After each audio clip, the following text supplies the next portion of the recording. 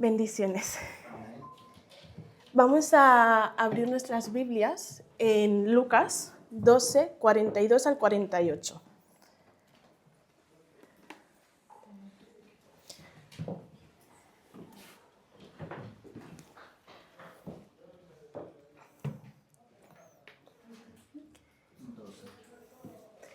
Lucas 12, 42 al 48. Que dice así: y el Señor respondió: un siervo fiel y sensato es aquel a quien el amo puede darle la responsabilidad de dirigir a los demás siervos y alimentarlos. Si el amo regresa y encuentra que el siervo ha hecho un buen trabajo, habrá una recompensa. Les digo la verdad, el amo pondrá a ese siervo a cargo de todo lo que posee. ¿Por qué? Pero ¿qué tal si el siervo piensa: mi amo no regresará por un tiempo? Y comienza a golpear a otros siervos, a parrandear y a emborracharse. El amo regresará inesperadamente y sin previo aviso cortará al siervo en pedazos y lo expulsará junto con los infieles. Un siervo que sabe lo que su amo quiere, pero no se prepara ni cumple las instrucciones, será severamente castigado. Pero alguien que no lo sabe y hace algo malo será castigado levemente. Alguien a quien se le ha dado mucho, mucho se le pedirá a cambio. Y alguien a quien se le ha confiado mucho, aún más se le exigirá. ¿Quién conoce esta parábola de aquí? Yo creo que la mayoría la conocemos, ¿no? Bueno, resulta que esta parábola, dando un poco de contexto en los versículos anteriores, en el versículo 1 dice que estaban reunidos miles de personas y Jesús estaba predicando. Y en el 41, justo uno antes de lo que hemos empezado a leer, Pedro le pregunta a Jesús, le dice, Pedro le preguntó: Señor, ¿esta ilustración es solo para nosotros o es para todos? Y Jesús es cuando le contesta de que un siervo fiel y sensato es aquel a quien el amo puede darle la responsabilidad de dirigir a los demás, etcétera, lo que hemos leído antes.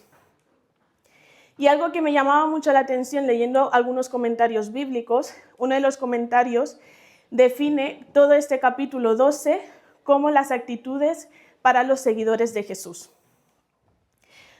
¿Por qué es importante esto? Porque aunque ahí dice que son siervos fieles, esto no aplica solamente para la persona o las personas que nos subimos aquí arriba, o las personas que están en la alabanza o en el proyector o en escuela dominical, es decir, que tienen un cargo.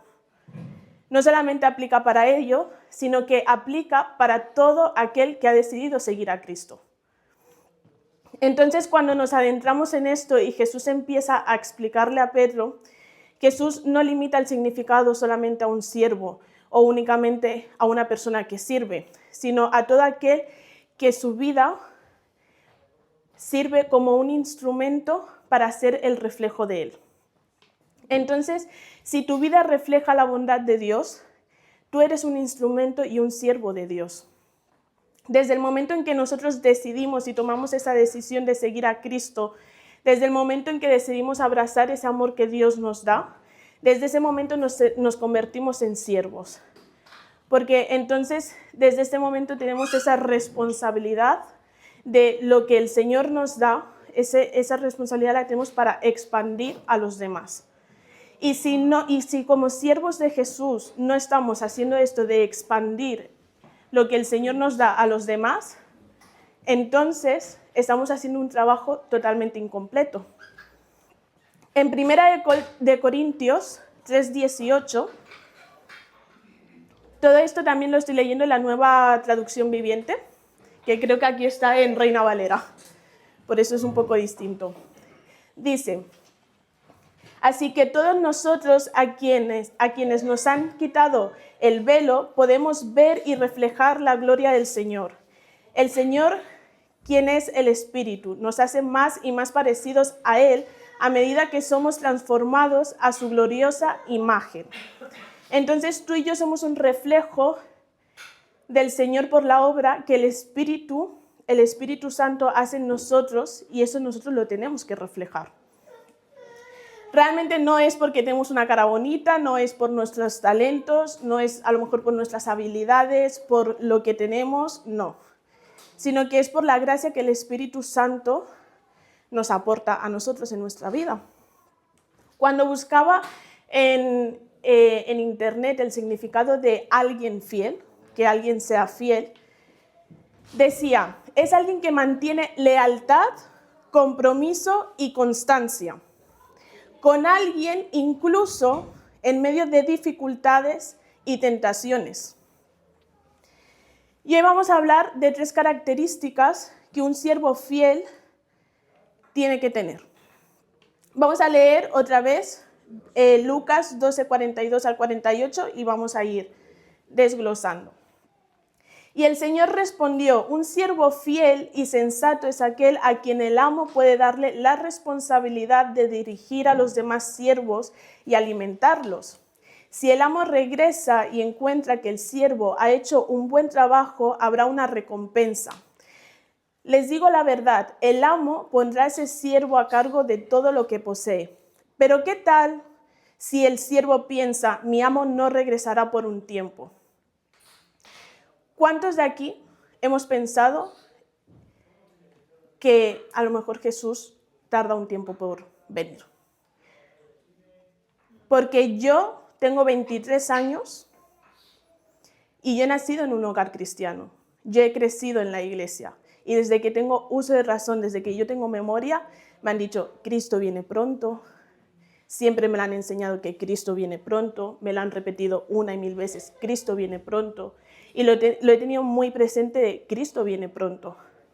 Pero llevo 23 años escuchando la misma frase.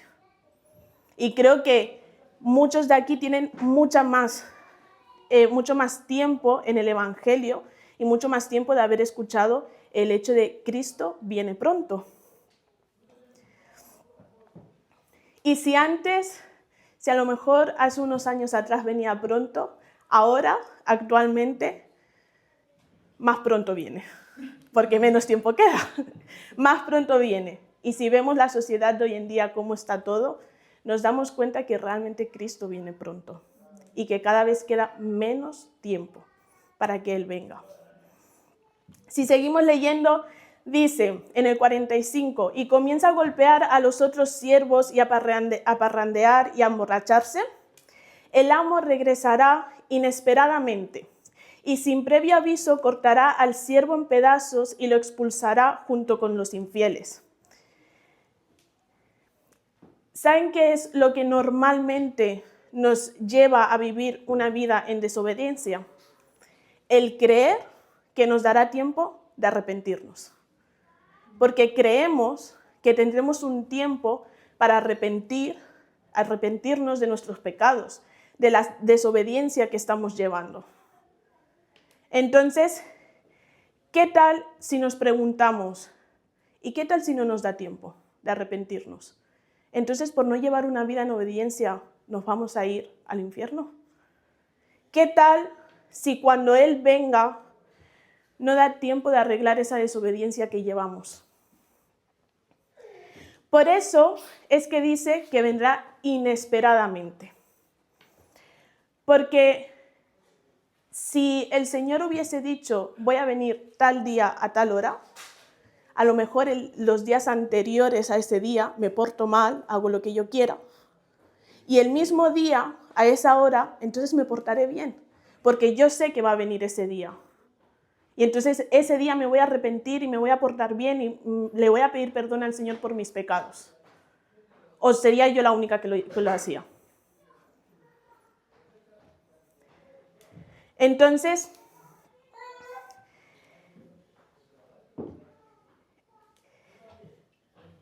es algo que tristemente es una realidad, ¿no? A veces sabemos el Cristo viene pronto, pero no somos conscientes de qué tan importante es y que tenemos que llevar una vida en obediencia y no la aplicamos.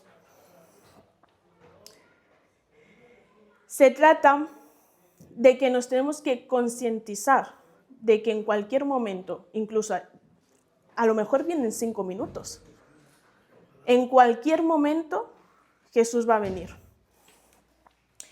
Y la frase de Cristo viene pronto, cosa que como cristianos hemos escuchado mucho, no es un cliché, no es un mensaje de moda o es algo que es muy repetitivo, sino que creo que fielmente, sobre todo viendo las generaciones de hoy en día y todo, creo fielmente que el Espíritu Santo está siendo muy intencional en despertar a una iglesia dormida, en despertar a una iglesia que ha estado enfocada a otras cosas, en despertar a una iglesia que ha estado pendiente de los milagros que hace el Señor, en despertar a una iglesia que ha estado pendiente de las bendiciones que el Señor nos da, en despertar a una iglesia que ha estado enfocada en actividades, más no en lo verdaderamente importante, que es abrir los ojos y el saber que Él viene pronto y cómo nos va a encontrar a nosotros.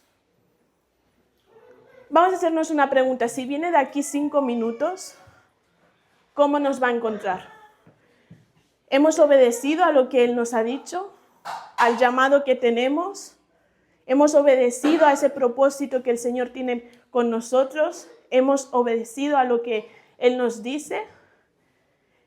¿Hemos esparcido su evangelio como se debe? ¿Lo hemos hecho o no? Reflexionemos en eso. ¿Cómo nos va a encontrar? En Lucas 12:38, más arriba, dice: puede ser que llegue en la mitad de la noche o durante la madrugada, pero cualquiera sea la hora a la que llegue, recompensará a los siervos que estén preparados. ¿Quiénes quieren ser esos siervos preparados que van a ser recompensados? Porque yo quiero ser una sierva preparada, recompensada. Amén. Mantengámonos preparados, no por el miedo a la consecuencia. Mantengámonos preparados porque realmente amamos a nuestro amo, al Señor. Mantengámonos preparados por amor a Él. Porque una cosa digo, y es que si nos mantenemos preparados por el miedo a la consecuencia, es decir, si dejamos de pecar por el miedo al que me va a pasar, por el miedo a lo que pueda pasar después, voy a volver a pecar. Porque estoy dejando un pecado, algo que me da placer, algo que me gusta, momentáneamente, lo estoy dejando solamente por miedo a lo que va a pasar después. Ahora, si dejamos de pecar por amor a Dios, no vamos a volver a pecar. ¿Por qué? Porque si nuestro corazón es consciente de que hay algo más que amas, hay alguien más a quien amas mucho más que ese pecado, ese placer, esas ganas que te dan, entonces nuestro corazón no va a negociar eso. Porque hay alguien más poderoso a quien amamos, a quien nos amó primero, y entonces no vamos a negociar eso. Ahora, si pecamos, si dejamos de pecar por miedo a la consecuencia, volveremos a caer muy fácilmente. Entonces, mantengámonos preparados no por el miedo de cómo nos van a encontrar, si de X o Y forma, sino que simplemente mantengámonos preparados y vivamos una vida en donde lo amemos verdaderamente.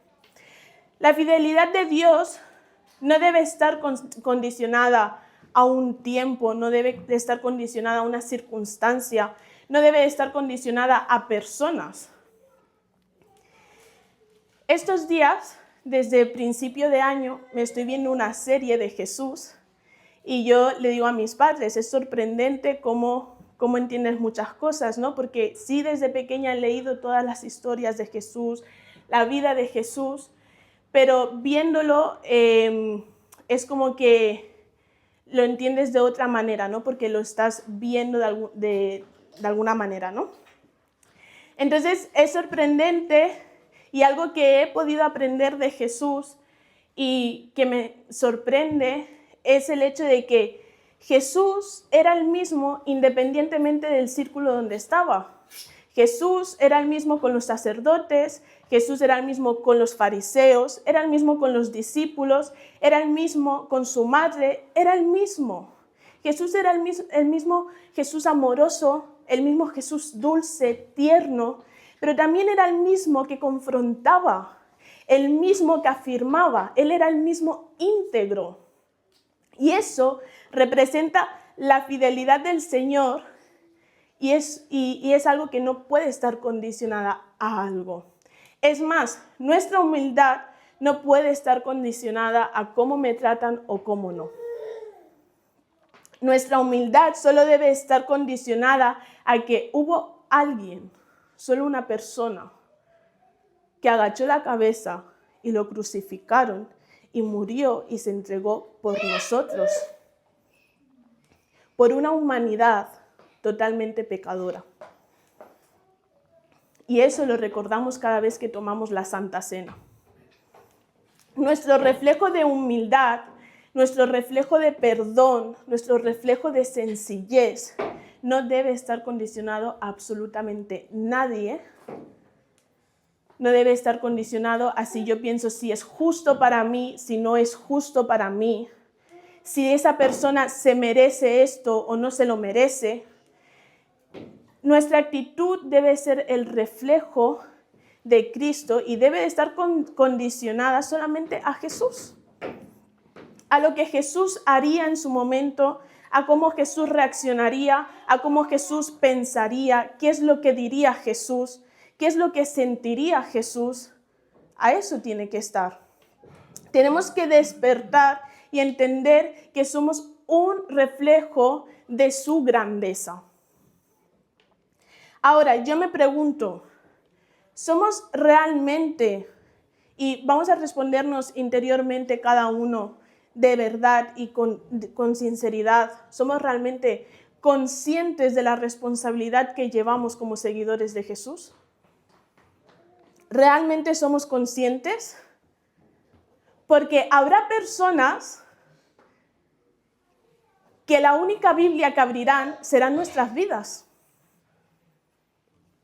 Habrán personas que a lo mejor nunca sabrán o no se habrán leído un salmo o el libro de Jeremías o Lucas o Mateo. Habrá personas que no se la habrán leído toda la Biblia, pero van a conocer a Jesús a través de nuestras vidas. Cómo nosotros hablamos, cómo nosotros pensamos, cómo nosotros reaccionamos ante las personas de nuestro alrededor.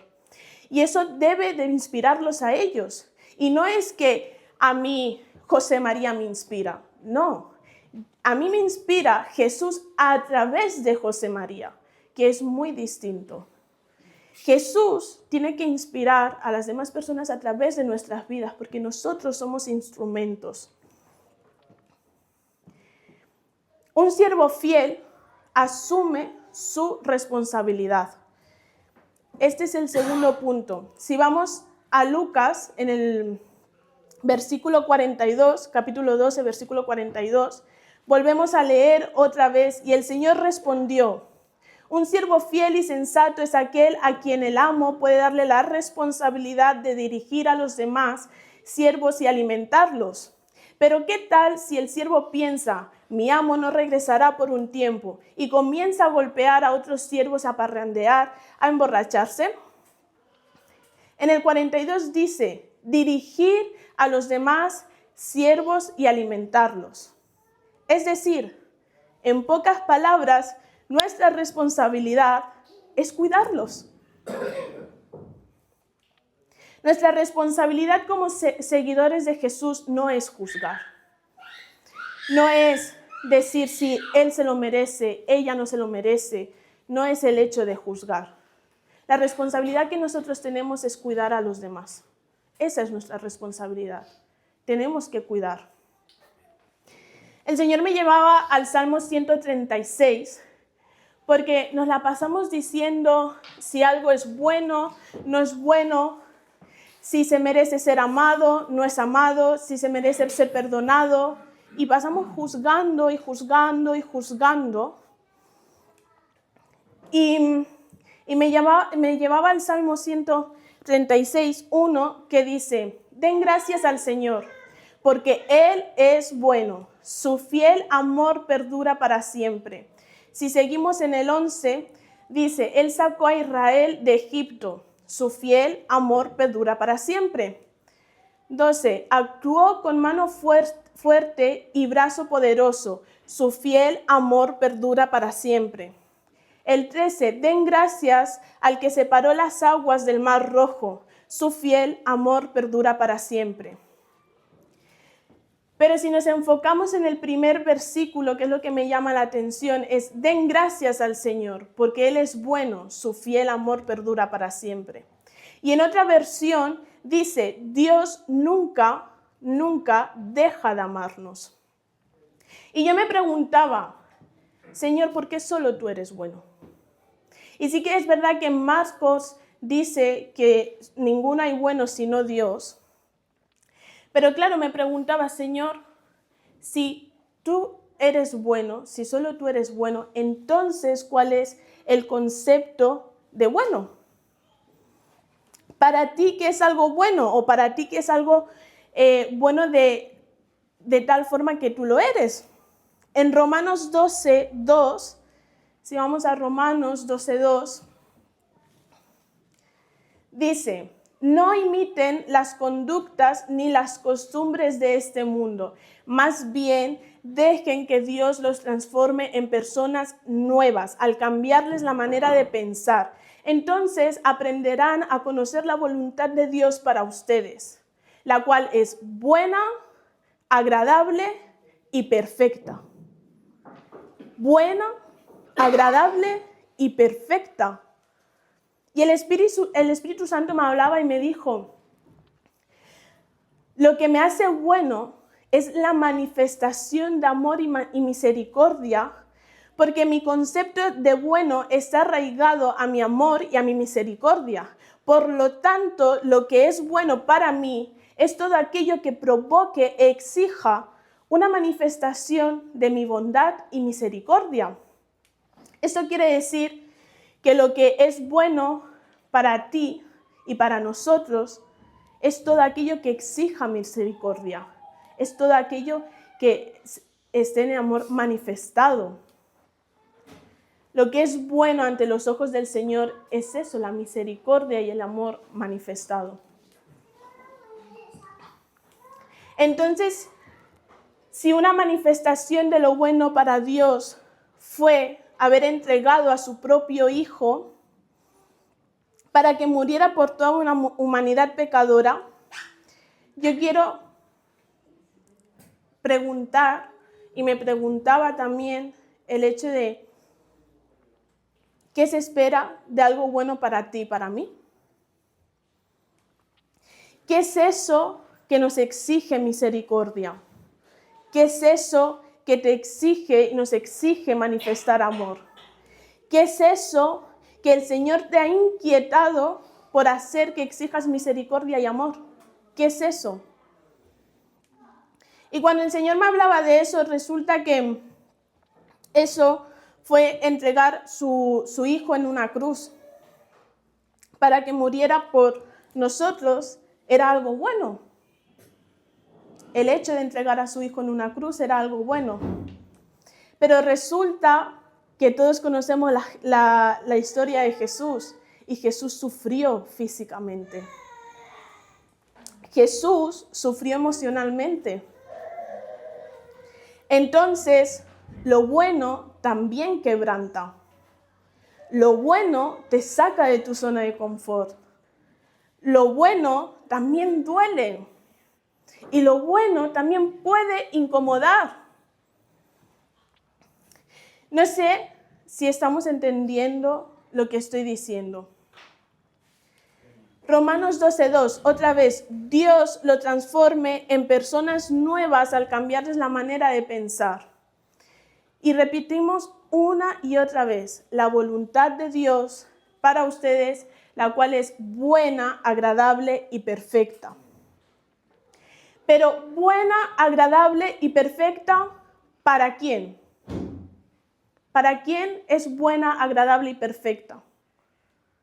¿Según mi perspectiva o según la perspectiva de Dios? ¿Según de quién es la voluntad del Señor buena, agradable y perfecta? Porque si es según la perspectiva del Señor, lo bueno al principio duele, incomoda, te saca de tu zona de confort. No nos va a dejar cómodos donde estamos. Pero ¿qué pasó con Jesús? Sufrió tanto física y emocionalmente, pero posteriormente trajo bendición. Al tercer día Él resucitó. Lo bueno posteriormente trae algo que no es comparable con absolutamente nada. Trae algo que no es adquirible con absolutamente nada. Pero hay un precio que pagar.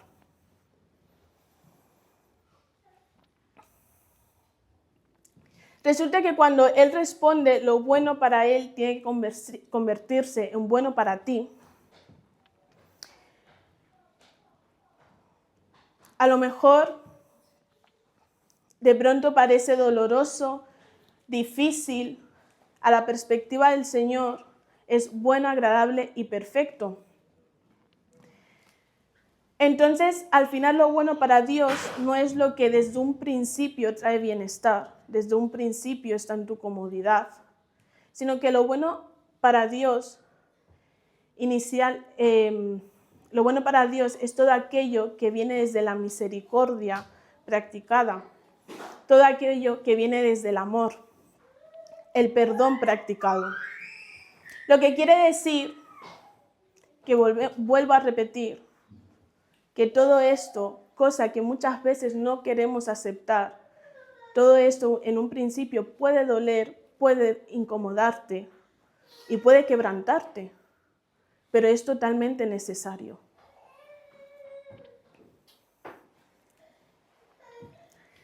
Voy a mencionar un nombre raro, no sé si conocéis a esta persona. Está en inglés, ¿vale? Entonces lo voy a mencionar como pueda. Spurgeon, ¿vale? Voy a dar un poquito de contexto, es para quien no sepa quién es. Es un influyente predicador bautista británico del siglo XIX, ampliamente reconocido como el príncipe de los predicadores. Él dijo una frase que es la siguiente, textualmente dijo: Él es bueno más que todos los demás. De hecho, solo Él es bueno en el sentido más elevado. Es la fuente del bien, el bien de todo bien, el sustentador del bien y el consumador del bien, y el compensador del bien. Por eso se merece la constante gratitud de su pueblo. En resumidas cuentas, solo Él es bueno. Nosotros vamos a intentar llegar a ser buenos, pero no llegaremos, porque solo Él es bueno, pero moriremos en el intento, ¿no? El tercer punto, un siervo fiel tiene clara su identidad. En Lucas 12, 35, 36, más arriba, dice: estén vestidos, listos para servir y mantengan las lámparas encendidas, como si esperaran el regreso de su amo de la fiesta de bodas. Entonces entrarán listos para abrirle la puerta y dejarlo entrar en el momento en que llegue y llame. Y me gusta esto que dice en el versículo 35, que dice: estén vestidos. Habla de una vestidura.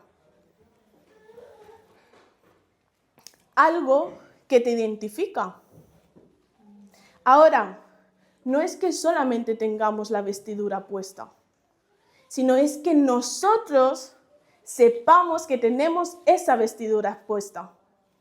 Porque una cosa yo la puedo llevar por todos sitios, puedo saber que a lo mejor pues tengo una identidad clara y tal. Pero si yo sé que tengo una identidad clara, yo estoy segura que tengo una identidad clara, es muy distinto a simplemente llevarla puesta. Porque hay muchas personas que son hijos de Dios, pero no son conscientes de la identidad que tienen. No podemos corresponder a algo que no somos conscientes? ¿Cómo vamos a corresponder a algo de lo que no somos conscientes? La gente no corresponde con obediencia a Dios. Es porque su identidad no está clara. Si nosotros no correspondemos con obediencia a lo que el Señor nos llama, cuando el Señor nos dice, haz esto, entonces es porque no tenemos una identidad clara en nosotros. Sabemos que somos hijos de Dios, porque creo que todos aquí sabemos que somos hijos de Dios, ¿o no? Pero ¿realmente estamos seguros que somos hijos de Dios? ¿Lo tenemos claro? ¿Somos fielmente creyentes de que realmente somos hijos de Dios? ¿Que tenemos una identidad clara? Porque si estamos en desobediencia es porque no hay una identidad clara.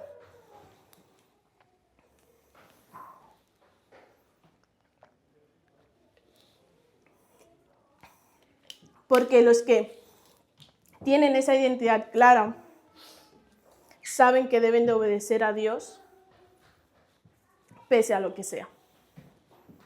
Aunque duela, porque el camino del cristiano no es un color de rosas. Aunque incomode, aunque pase lo que pase, sabe que tiene que obedecer. Eso es tener una identidad clara, saber que tenemos que obedecer. En Lucas 7:47, esta vez la primera versión que voy a leer es Nueva Versión Internacional, y dice, por eso te digo, si ella ha amado mucho, es que sus muchos pecados le han sido perdonados. Pero a quien poco se le perdona, poco ama. En Nueva Traducción Viviente dice, te digo que sus pecados, que son muchos, han sido perdonados. Por eso ella me demostró tanto amor. Pero una persona a quien se le perdona poco, demuestra poco amor. Si tú eres consciente de que hay un Dios que te ha perdonado, intentas corresponder, aunque sea mínimamente, a esa obediencia. Si entendemos que somos conscientes de lo que Él ha hecho por nosotros, entonces en nuestro corazón se tiene que despertar algo que te haga corresponder, aunque sea mínimamente. Se tiene que despertar en nuestro corazón. Si entendemos cuál es tu posición, si entiendes cuál es tu identidad, no te quedas de brazos cruzados dejando a la deriva lo que pase con tu vida. Si asumes esa posición y esa identidad y entiendes que hay algo que debes de hacer al respecto, lo haces. Yo crecí toda mi vida en la iglesia, como he dicho antes. De hecho, tengo fotos estando en la iglesia, en la primera iglesia que estuvimos. Tengo fotos. Y a medida que iba creciendo, escuchaba las predicaciones también. La gente a mi alrededor hablaba a lo mejor de los milagros que el Señor hacía. De hacer cadenas de oración porque esta persona estaba enferma, de hacer ayunos por X motivo, etc. Siempre se ha hablado eso en las iglesias, ¿no? Y siempre hemos hecho cadenas de oración, ayuno y todo. Y el Señor me hablaba de algo muy importante, y creo que es muy importante poder hablarlo y concientizarnos de que es así, que realmente hemos vivido un evangelio incompleto. ¿Sabes por qué? ¿Por qué hemos vivido ese evangelio incompleto? Porque el evangelio no se trata ni de ti ni de mí. El evangelio se trata de Él, solamente. Entonces, si nuestra vida de cristiano gira alrededor de lo que Dios hace por nosotros, hemos vivido un evangelio incompleto. Porque no es así. No podemos ser cristianos y vivir y que todo gire alrededor por lo que Dios ha hecho por mí solamente. No es así. Eso es un evangelio incompleto. Porque se trata de Él. Se trata que Él, a través de ti, haga la obra. De eso se trata. No se trata de nosotros mismos, sino que a través de nosotros como instrumentos, Él puede hacer la obra. Cristo viene pronto y va a venir cuando menos nos lo esperemos. ¿Cómo nos va a encontrar? ¿Cómo estamos cada uno? ¿Qué hemos hecho con nuestro propósito? ¿Qué hemos hecho con el llamado que el Señor nos da? ¿Hemos obedecido o no? Dios no espera que seamos algo que no nos inspire. Dios espera que nosotros amemos porque hubo uno que nos amó. Dios espera que nosotros perdonemos todo porque hubo uno que nos perdonó todo. Dios espera que levantemos porque hubo uno que levantó. Dios espera que afirmemos porque hubo uno que afirmó. Eso es lo que espera Dios. Dios no te va a pedir algo que Él no inspire, pero Él ha perdonado, Él ha amado, Él ha levantado, Él ha hecho todo eso. Y Él espera que nosotros podamos hacer todo esto. Él espera que nosotros seamos amorosos porque Él es amoroso. Él espera que nosotros perdonemos porque Él perdona. Él espera que seamos fieles a Él porque Él es fiel a nosotros. Eso es lo que Dios espera. Una vez escuché una historia de dos amigas que una amiga le decía a la otra, le contaba algo que el Señor había hecho en su vida y le salían lágrimas de los ojos. Y la amiga se quedaba impresionada porque no era algo que fuese un milagro de vida o muerte o fuese un milagro de una enfermedad súper grave que no se pudiese curar o algo. Era algo tan sencillo, pero a la amiga contando se le salían las lágrimas de los ojos. Entonces la otra amiga se preguntaba y decía, ¿por qué? ¿Por qué se te salen las lágrimas de los ojos con algo tan sencillo? Y ahí entendí que hay personas que esperan un milagro o esperan el milagro para creer en Jesús. Y no es así. Hay personas que sin el milagro, sin tener ese milagro, ya creen en Jesús. Y ahí está la diferencia. La amiga se le salían las lágrimas de los ojos porque ella ya creía en Jesús y ella no esperaba ese milagro. Ella no se lo esperaba. Y cuando le sucedió ese milagro, por más sencillo que fuese, se le salían las lágrimas porque ella ya creía. Los milagros que el Señor hace no están para que nosotros creamos en Jesús. El Señor no hace un milagro para que nosotros creamos que Él existe. De hecho, los milagros se hacen cuando nosotros ya creemos. De hecho, si vemos en la palabra, los milagros que Jesús hizo llevan por delante una frase que dice, hágase conforme a tu fe. Hágase conforme a tu fe. Los milagros no están para que creamos, están para saber que Jesús nos ama.